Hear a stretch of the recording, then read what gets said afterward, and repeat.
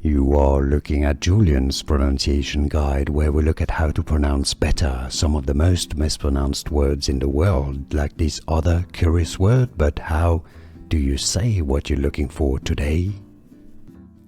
We are looking at how to pronounce the name of this spice. We'll be looking at how to say more interesting food vocabulary that too many people get wrong. Stay tuned. In British English it's said as saffron, saffron, saffron. Stress on the first syllable. In American English, however, it's usually pronounced more as saffron, saffron. It's easy. And now you know. Like this video if you found it useful. Appreciate the support. It helps. More videos for you here to learn more correct free pronunciations. I'll see you there. Thanks for watching.